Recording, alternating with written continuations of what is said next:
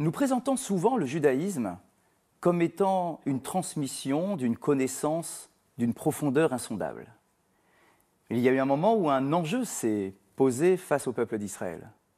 Comment faire pour transmettre cette transmission orale par une transmission écrite? Et les lettres vont donc jouer un rôle pour incarner la parole divine et le message porté par la révélation sinaïtique. Pour parler de ces lettres de l'alphabet hébraïque, j'ai le plaisir aujourd'hui de recevoir Franck Laloux. Franck Laloux, merci d'avoir répondu favorablement à notre invitation. Merci de me faire venir. Vous êtes un grand spécialiste, vous êtes un passionné des caractères hébraïques. Alors avant d'avoir quelques formes devant nos yeux, je voudrais déjà que l'on puisse plonger dans l'histoire et l'évolution des caractères hébraïques. Qu'est-ce que nous savons aujourd'hui par rapport à cette évolution, les lettres que nous connaissons aujourd'hui de l'hébreu classique traditionnel, avec ce qu'elles ont pu être dans le passé et à l'origine? Donc les lettres hébraïques ont un lieu de naissance et une date de naissance. Et on sait qu'elles ont été créées ainsi que tous les autres alphabets dans le Sinaï, moins 1800 ans avant l'ère commune. Et dans une petite excavation du sud du Sinaï, on a retrouvé le tout premier alphabet qu'on appelle le proto-sinaïtique, qui utilisait, et c'est là la chose passionnante, qui utilisait des hiéroglyphes égyptiens afin de créer le tout premier alphabet. Et par exemple, pour le Beit, ils ont emprunté le signe de la maison égyptienne. Pour l'Aleph, ils ont emprunté le taureau, et ainsi de suite. Alors, ce tout premier alphabet était encore très figuratif. Donc ce tout premier alphabet va évoluer et au cours des siècles va se simplifier et on aura le paléo-hébreu aux alentours de l'an 1000 avant l'ère commune. Et par exemple, l'écriture que l'on nomme paléo-hébreu était celle avec laquelle écrivait le roi David. S'il venait lire un livre des psaumes, le roi David ne pourrait pas lire notre hébreu. Et qui est un hébreu, on verra par la suite, qui a évolué. Donc, ce paléo-hébreu est le même que le phénicien ou que le moabite. Par exemple, si vous allez au musée du Louvre, que vous voyez la stèle de Mécha, qui est une merveilleuse stèle en pierre noire, est écrit en paléo-hébraïque, ou en phénicien ou en moabite, puisque c'est l'écriture locale. Et dans cette stèle de Mécha, qui est à quelques encablures d'ici, vous pourrez voir le mot Israël et la première fois dans l'histoire, le tétragramme, écrit avec cet ancien caractère. C'est incroyable. Alors, du coup, je me pose la question, moi en tant que rabbin, mais je pense que c'est une question fondamentale. Lorsque l'on parle de la révélation sinaïtique, avec le fameux texte des 10 commandements gravé sur ces pierres, alors du coup, de quel hébreu s'agit-il à cette époque ? Mais ce serait un intermédiaire entre le proto-sinaïtique et le paléo-hébreu. Cécile B. 2000 avait déjà eu ce souci quand on voit la gravure faite par Dieu des tables de la loi, d'utiliser le paléo-hébreu ou le phénicien, qui sont les mêmes choses. Et déjà, il n'avait pas utilisé l'hébreu carré, qui est bien postérieur. Donc, si il y a eu vraiment des lettres dans le Sinaï, c'était un intermédiaire entre le proto-sinaïtique, moins 1800 ans, et le paléo-hébreu, moins 1000 avant l'ère chrétienne. Alors comment est-ce que le peuple hébreu a décidé de s'approprier finalement ces caractères, le choix de ces caractères? Donc le paléo-hébreu, ils n'ont pas eu le choix, ils étaient sur place. C'est-à-dire qu'ils ont emprunté, comme les Moabites l'empruntèrent, comme les Phéniciens l'empruntèrent, ils ont pris cet alphabet local. C'est pour ça qu'il est... J'ai vu une fois à l'Institut du monde arabe, les Phéniciens inventeurs de l'alphabet. C'est complètement faux. Ils ne l'ont pas inventé, ils l'ont utilisé au même titre que les Hébreux ou les Moabites. En revanche, comme ils étaient de grands navigateurs, ils l'ont diffusé. Parce qu'ils voyageaient en Grèce, même en Gaule, donc ils l'ont diffusé. Donc les Phéniciens sont les diffuseurs de l'alphabet, mais pas les inventeurs, qui reste en fait un alphabet de la région sémitique du Moyen-Orient. Et vous pouvez nous expliquer le lien entre le parler et l'écrit? Du coup, comment est-ce qu'on fait pour faire correspondre le vocable de notre bouche à une forme écrite dans le choix des caractères? En fait, dès le proto-sinaïtique et le paléo-hébreu, on a un système en fait, de mnémotechnique. Comme on dirait en France, c'est comme camion, M comme maman. Donc on prend quoi? On prend la divinité extrêmement importante à l'époque, qui était l'Aleph, qui est l'Alpou en sumérien, ou le dieu Apis des Égyptiens, mais le Minotaure aussi avec son taureau. Donc on prend un système de mots très communs que le moindre petit enfant peut retenir. Et ainsi, on apprend l'alphabet très facilement. Et donc l'alphabet est une invention géniale parce qu'on a appris à décomposer la syllabe. Et la chose géniale de l'alphabet, c'est dissocier d'abord les consonnes avec les Hébreux et après la voyelle avec les Grecs, afin que tout le monde puisse apprendre à lire très rapidement. C'est la première démocratisation de l'écriture. Dans la tradition juive, vous parliez de la séparation entre les voyelles et les consonnes. Oui. Alors, pour nous le considérons comme étant une richesse incroyable, puisque les voyelles n'apparaissent pas dans le texte premier. Oui. Alors, ça ouvre un champ de lecture qui est assez incroyable. Mais pour rester encore au niveau historique, comment se fait cet équilibre entre la consonne et la voyelle? Comment est-ce que la combinaison se forme? Faut reprendre un peu l'histoire. En fait, en moins 1000, les Phéniciens diffusent et seulement 200 ans après, les Grecs empruntent le phénicien pour faire leur propre alphabet. C'est ainsi que cet alphabet Aleph, Bet, Gimel, Dalet va donner exactement le grec alpha, bêta, gamma, delta, epsilon et A, B, C, D, E. Cet ordre sémitique, hébraïque, phénicien, moabite, est repris dans notre alphabet. Donc, on a une histoire très profonde. Quand l'enfant fait A, B, C, D, E, en fait, il fait Aleph, Bet, Gimel, Dalet. Donc finalement, il y a une source commune à tous ces Bien sûr, les Arabes l'avaient aussi. Les Arabes avaient le même ordre. Abougad, on appelle ça, Aleph, Bet, Gimel, Dalet. Mais à partir du prophète, ils ont abandonné l'ordre alphabétique sémitique, hébraïque, grec, latin, pour faire un alphabet pédagogique qui gardait l'alif comme première lettre, mais ensuite on a un alphabet pédagogique, c'est-à-dire d'ordre de difficulté calligraphique pour l'exécuter. Est-ce qu'à travers l'histoire juive, à travers notamment, je ne sais pas, peut-être les stèles, ou à travers, vous savez, des fois, lorsqu'on va en Israël, dans les fouilles archéologiques, on retrouve des pièces de l'époque. Est-ce qu'on arrive aussi à voir l'évolution de l'écriture à travers ces différentes découvertes? Bien sûr. Ce qui est intéressant, le début de l'histoire de l'écriture hébraïque est parallèle au début des histoires de tous les alphabets. Donc, mais Israël est sur les lieux importants de cet alphabet. Donc, on a la stèle de David, qui est vraiment un document israélite, dans le sens géographique du terme. On a aussi le calendrier de Gézer, qu'on retrouve au musée de Jérusalem. Toutes ces pièces-là, soit en copie, soit en vrai, soit on peut les retrouver au musée de Jérusalem, ou alors les inscriptions de Shiloah, donc dans un canal d'irrigation de Jérusalem, on retrouve ces caractères paléo-hébraïques. Donc, moins 1000. Alors, il se trouve qu'au 5e siècle, il y a eu la déportation des Juifs, donc en masse, par un Nabuchodonosor. Donc, déportation, exil des Juifs donc en Babylonie. Et là, les Juifs découvrent quoi?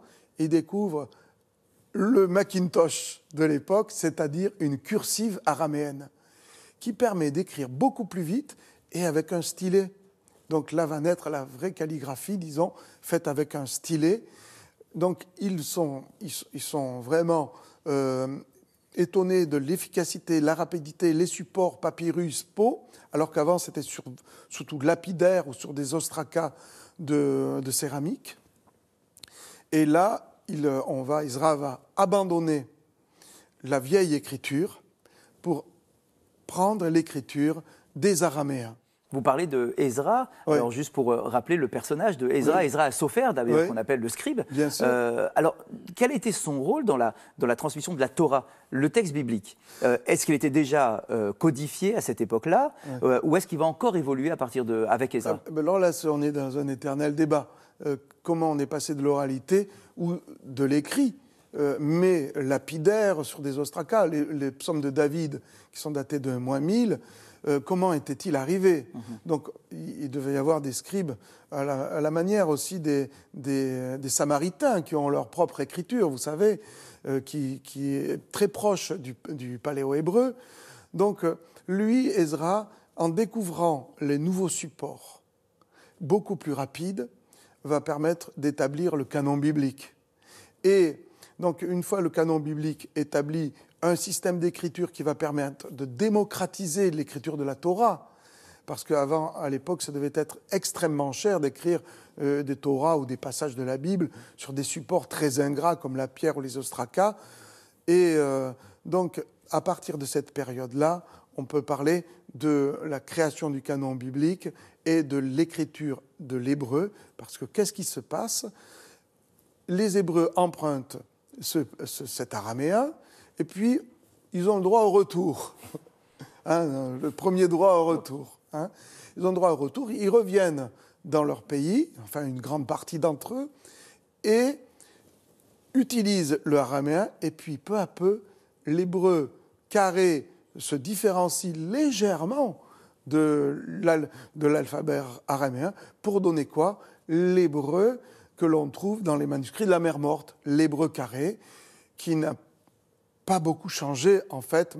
Maintenant, un enfant de 7 ans, parce que c'est avec ça qu'on teste la sophrut, vous le savez, dans l'art d'écrire en hébreu, un enfant de 7 ans peut aller au musée du livre à Jérusalem et pouvoir lire les passages de la Bible dans les manuscrits de la Mer Morte.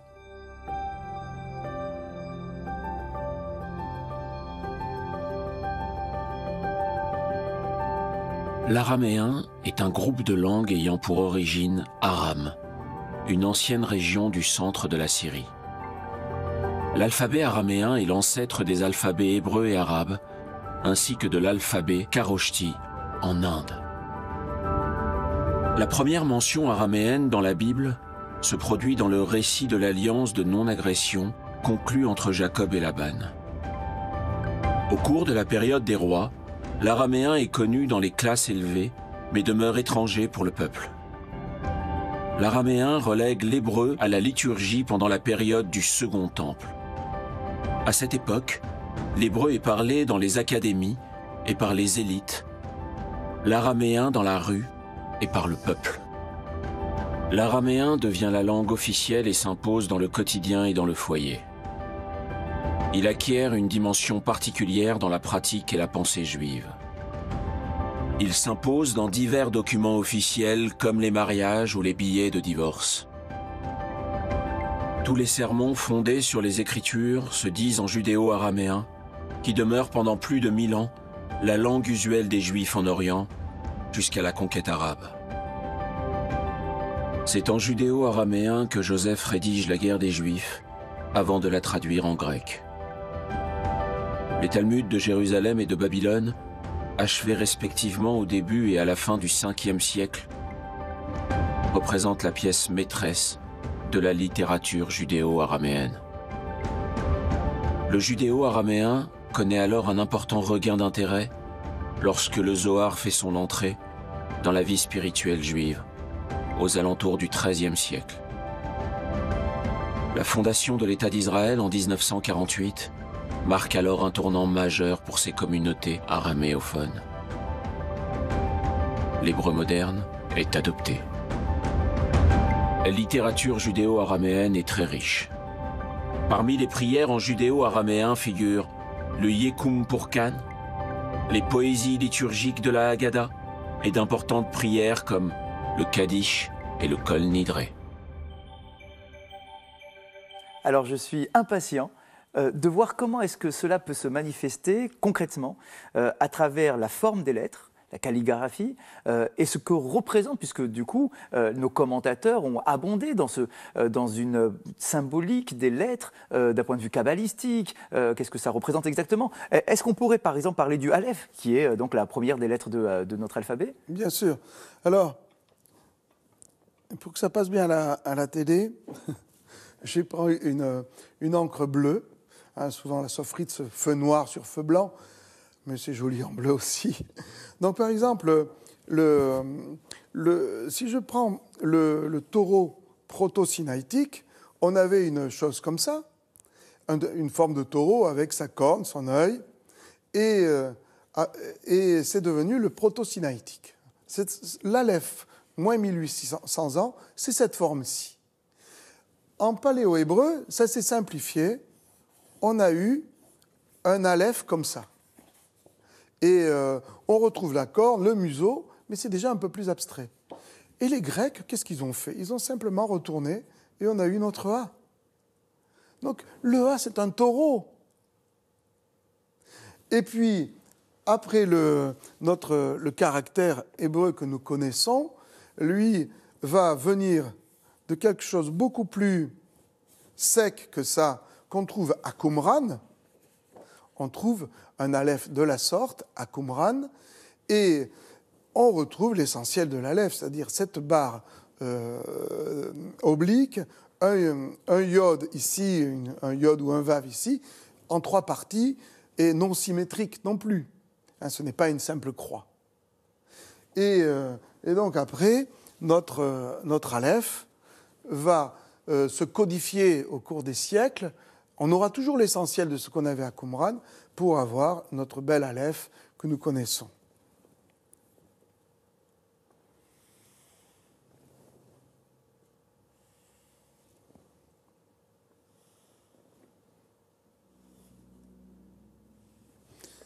Là, on a notre Aleph.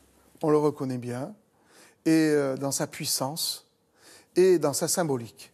Parce qu'il y a 2 types d'interprétation. Il y a une interprétation sur la forme de la lettre et ensuite sur sa signification. Les kabbalistes se sont toujours passionnés d'abord pour la forme. Un peu comme quand on regarde une personne, on dit qu'elle a un corps. Les lettres ont un corps. Et d'après leur physionomie, elles vont engendrer une symbolique. D'abord, physionomie. L'Aleph est quelque chose d'extraordinaire parce qu'il est, dans sa forme, il est le résumé même de toute la pensée hébraïque. Le premier trait de l'Aleph, c'est celui-ci. C'est cette oblique. Alors, bon, on peut se dire, c'est une oblique. Mais non. Parce que, qu'est-ce que nous apprend le premier trait de tout l'alphabet qui est composé de dizaines de traits? 5 traits déjà uniquement pour l'Aleph. Curieusement, pour un trait qui est censé nous parler de l'unité, il a déjà 5 traits. Ce premier trait extraordinaire signe le principe de séparation de la création. C'est-à-dire, vous savez, ce geste qui est tellement humain qu'on trouve dans toutes les civilisations, de séparer le geste. Et ce trait-là indique le Lehavdil, quelque part, Bereshit bara Elohim et Hashamayim ve'et haaretz, c'est-à-dire on sépare le ciel et la terre, l'humide et le sec, les ténèbres de la lumière. Donc la philosophie, la pensée juive est résumée déjà dans ce seul trait. Je sépare. Et là, on va encore plus loin. C'est-à-dire que je sépare, certes, mais curieusement, regardez, c'est un trait qui sépare et qui réunit le point A et le point B. Donc on est devant, quelque part, le monument de la pensée juive, le paradoxe. Notre pensée est une pensée paradoxale. Il faut apprendre à vivre avec le paradoxe. Et ensuite, il va y avoir une séparation de ce qui est en haut et ce qui est en bas. Mais pas un trait vertical. Parce que si j'avais un trait vertical comme dans l'alif de la calligraphie arabe, j'aurais ce qui est à gauche et ce qui est à droite. Donc j'aurais un dualisme dont on ne peut rien faire. Tout ce qui est à gauche, tout ce qui est à droite est à droite. Si j'avais un trait horizontal, j'aurais le haut et le bas. drastiquement séparés. Mais la sagesse de ce trait-là, c'est qu'il y a autant de choses à gauche et en bas, de part et d'autre de ce trait-là. Donc je suis dans un dualisme encore paradoxal. Alors, si j'ajoute le trait du bas, il va m'évoquer ce qui était avant qu'il y ait cette séparation. Quelque part, ce mystère du un, ce mystère de pourquoi il y a quelque chose plutôt que rien. Et si je trace le trait du haut, qui se symbolise par un iode aussi, je finis quand même la lettre ici, donc on a de nouveau une sorte de dualité entre le haut et le bas, mais reliée par le trait premier de l'aleph. Donc certes, toujours dualité, mais unification. Et ce qui est magnifique, c'est que les deux traits qui sont ici, qui sont là, ne sont pas pris au milieu comme une croix. On n'a pas une croix, on a un décalage qui est ici, qui va donner une zone, un entre-deux, et l'entre-deux est aussi toute la pensée hébraïque du Haver, c'est-à-dire le passage d'un état à un autre état. Alors c'est absolument passionnant. Vous parliez d'unicité, Oui. De séparation. Est-ce qu'on peut profiter justement pour rappeler que dans la tradition hébraïque, chacune des lettres de l'alphabet correspond à une valeur numérique. Oui. Le Aleph étant le 1, l'unique, Oui. l'unicité. Oui. Donc on a ce fameux paradoxe. Donc on a la lettre de l'unique, de Ouais. l'unicité, qui vient montrer tout de même une séparation dans la dualité. Bien sûr, et merveilleusement, parce qu'il n'y a qu'une seule lettre qui est constituée d'un seul trait, c'est le yod. Et le yod, dans certaines traditions, on dit que c'est lui qui a commencé le mode, parce que c'est le point. Donc c'est ça, le yod. Et donc ce yod est fait d'un trait. Mais là, on a la première lettre de l'alphabet Aleph, qui est la première lettre du Echad, 1, d'Elohim aussi, Elohim qui est le créateur de l'univers. Ce n'est pas le tétragramme qui est le créateur de l'univers, qui est censé être, lui, l'unité dont on parle dans le schéma. C'est une lettre qui est censée nous parler de l'unité et qui est faite de 5 traits. Nouveau paradoxe. Alors ce 1, puisque vous parlez de numérique, succède la lettre Beit, que je peux vous tracer. Allez, bien sûr, continuons là. Avançons. Est-ce qu'on peut, avant de voir le Beit, justement, faire remarquer que le Oui. Aleph, qui est la première lettre, celle de l'unicité, Oui. n'est pas la première lettre de la Torah? Non, et c'est là encore un paradoxe. Parce que si on était obsédé par le 1, chose que, en réalité, n'est pas la pensée hébraïque. La pensée hébraïque est une pensée d'altérité. Et on fixe le 1, mais après, il y a des religions obsédées par le 1. Et ça donne des effets délétères. Tandis que la Torah commence par le Beit. Et donc, je vais vous le tracer.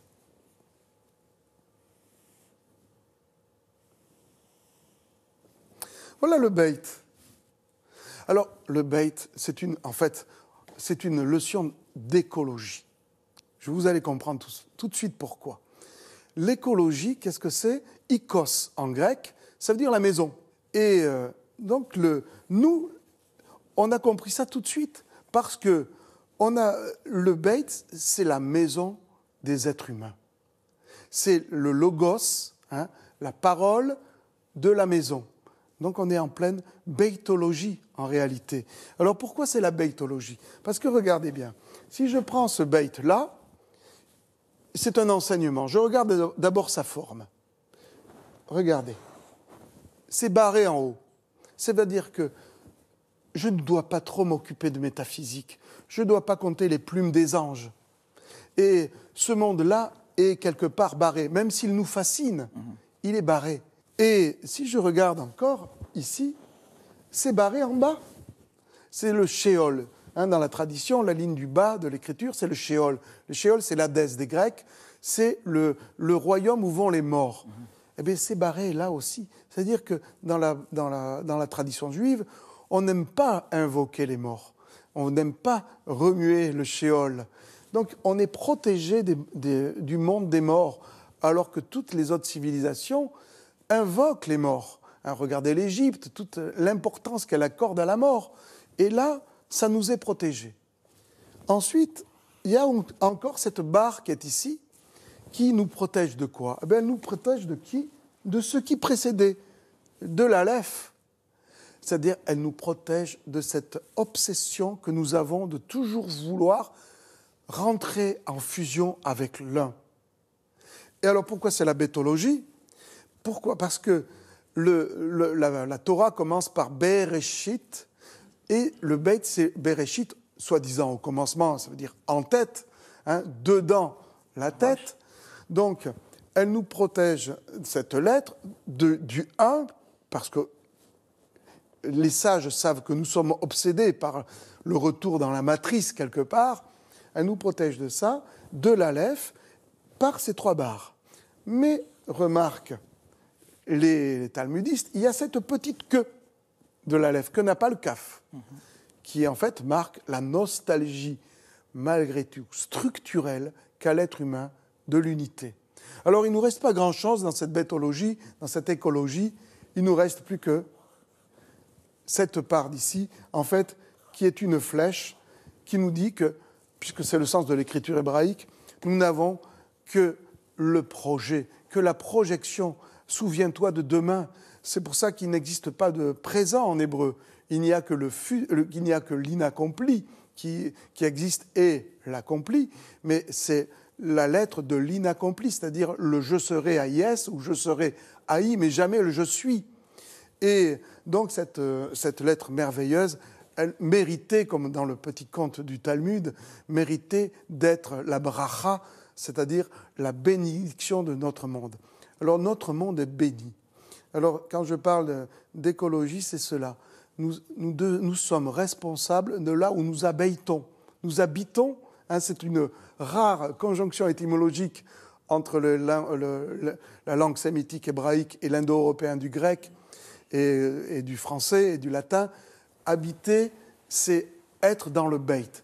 Est-ce qu'on peut aussi faire remarquer que les mots fils et fille en hébreu, ben et bat, commencent également par un bet. C'est-à-dire que, voilà, il y a la progéniture, il y avait les parents, et puis il y a la progéniture qui sont, par essence, une invitation à se prolonger. Bien sûr, et bat, il y a bâtir, il y a beit, encore plus dans le féminin.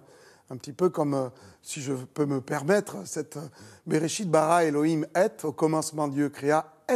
Il y a cette petite particule Aleph Tav, qui est au commencement, Dieu créa l'Aleph Tav, c'est-à-dire l'alphabet. Alors passons au guimel, puisqu'on avance. Là, le beit venait accueillir. Donc c'était dans le pharmacone, c'est-à-dire c'était du bon. Mais après, quand on reste trop dans la matrice, c'est du poison. Tu quitteras ton père et ta mère. Vous connaissez ce passage. Alors, d'ailleurs, il n'y a pas 2 portes à votre maison. Ah non, là, non, il y a c'est une maison ouverte. Voilà, on peut aller que de l'avant.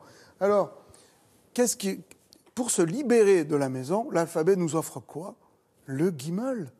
C'est-à-dire une place, non pas une Harley-Davidson devant notre maison, mais un chameau, parce que c'était plus à l'époque, le chameau. Alors, juste après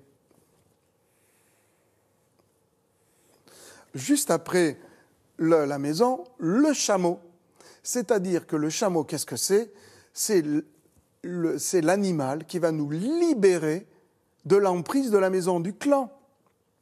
Quelque part, on doit honorer nos parents, mais on doit les quitter. Donc il y a ce double mouvement.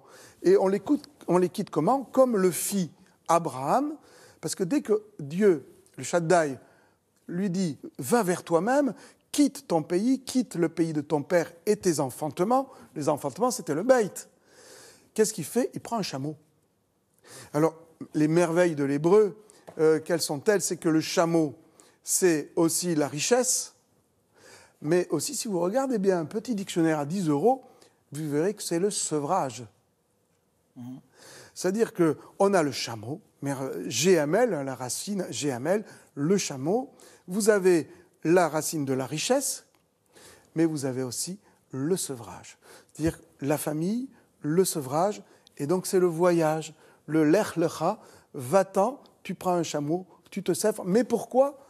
Parce que tu as une richesse intérieure. Tu ne peux pas quitter ta maison beit si tu n'as pas eu l'éducation, la transmission, la Kabbalah au sens transmission. Et on a vraiment finalement la forme du mouvement, On a le mouvement. comme un pied, des pattes. Ah ben bien qui sûr, le gimel, c'est le mouvement, on voit le dodelinage du chameau. Donc c'est prendre ce qu'on avait à la maison chez nous, Bien sûr. les valeurs, Ouais. pour pouvoir s'adapter au monde extérieur. Voilà, parce que le désert, là où va le chameau, ce sont les épreuves, les bonnes comme les mauvaises. Le scorpion sous les pierres, mais les oasis avec leur bon repas et peut-être la fiancée, la choulamite qui se cache sous un palmier. Et si nous passons à la lettre suivante, au dalet, Alors regardez, vous êtes dans le désert et tout d'un coup, d'une manière un peu surréaliste, apparaît une porte. Parce que cette lettre-là, comme toutes les autres, c'était libérateur, mais je ne peux pas passer ma vie à voyager. Hein? Donc, il faut arriver à un point. Et le point que nous offre l'alphabet, quel est-il ? Eh bien, c'est le dalet que je vous dessine.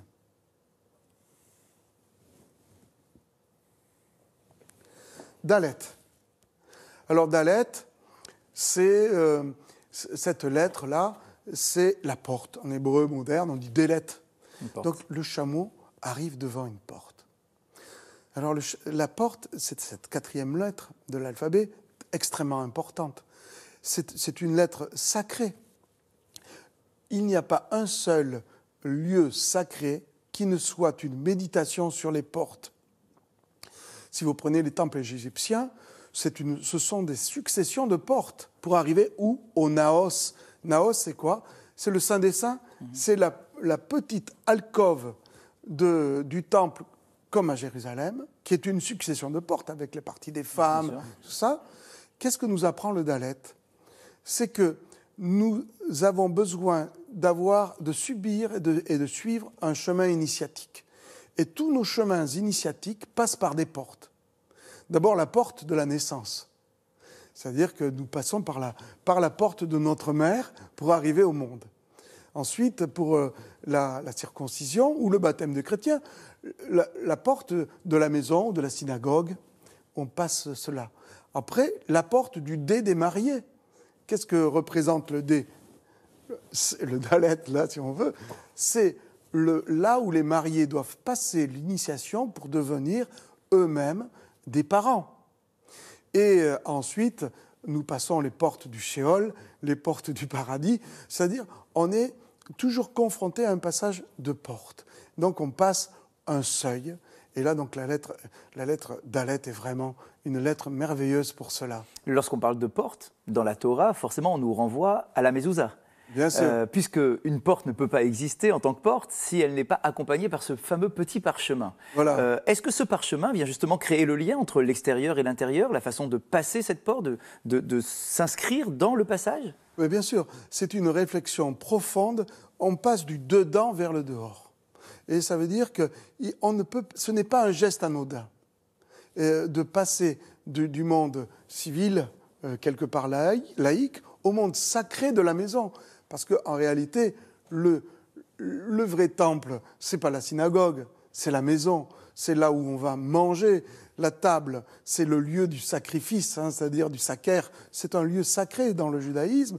Donc on doit vraiment marquer par le geste de la mezouza, qui est là avec le shin à 3 yodes ou 4 yodes, qui est là pour marquer d'une manière corporelle encore, avec bien sûr ce symbole très fort qu'est la mezouza.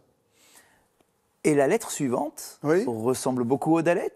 Mais regardez, il s'agit du hé. Quelque part, je pourrais m'amuser à rajouter simplement ce petit trait. C'est plutôt un dalet ashkénaze, et donc ce petit trait-là pour former un hé. Alors vous avez ouvert la porte et qu'est-ce que vous avez fait ? Un courant d'air.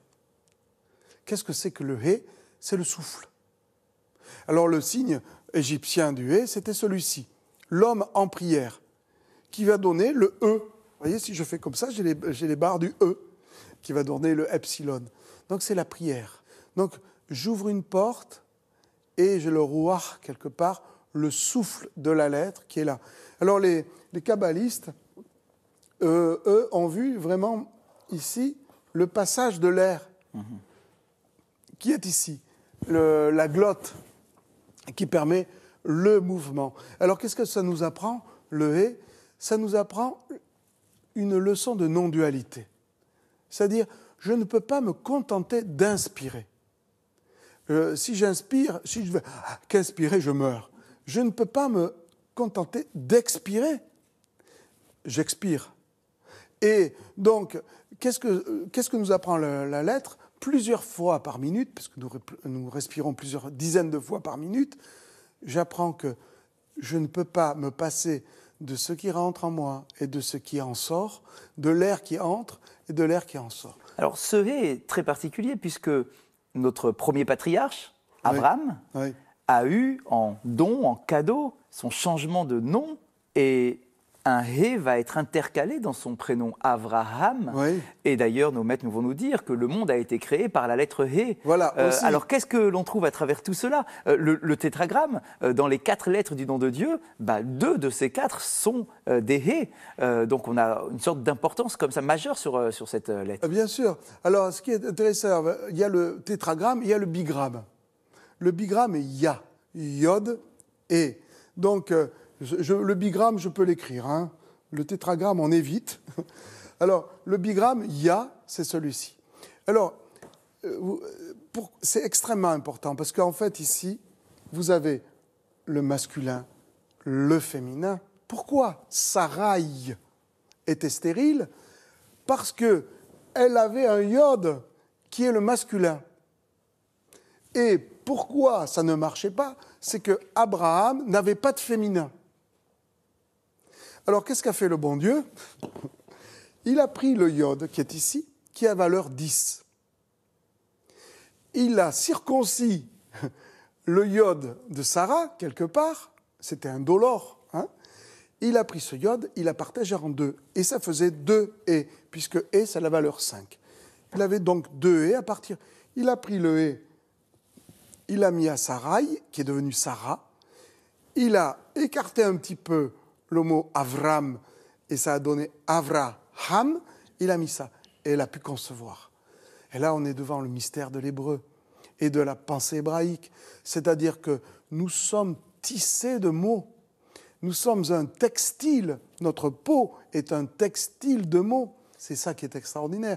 Donc il n'est pas étonnant que ce soit Freud qui ait découvert l'inconscient et la puissance du Witz, parce que là on est dans du jeu de mots, mais la puissance du Witz pour créer nos vies. Donc finalement, les lettres que nous portons Oui. en nous, ou à travers nos prénoms, nos Oui. noms, ont une incidence directe sur ce que nous sommes. Ah, bien sûr, je pense qu'il n'est pas, du tout anodin de porter tel ou tel nom, et vous avec vos dodalettes. Et puis moi, je m'appelle Franck. Pourquoi? Pour Frank Sinatra. Je ne suis pas devenu un danseur, mais je suis devenu un danseur de lettres. Je suis intrigué par une lettre qui m'a toujours passionné. Oui. Vous en avez parlé tout à l'heure. Il s'agit du Shin. Oui. Est-ce que vous pouvez aussi nous le montrer, ce fameux Shin? Avec grand plaisir. C'est une des lettres, bien sûr, que tout calligraphe adore faire. Alors, voilà. Voilà le Shin. Hein. Donc le Shin, ce sont ces 3 yodes qui sont en fait les 3 patriarches, avec Abraham, Isaac et Jacob. Et dans la prière, on ne dit pas le Dieu d'Abraham, Isaac et Jacob, une sorte de Dieu qu'on mettrait avec en facteur.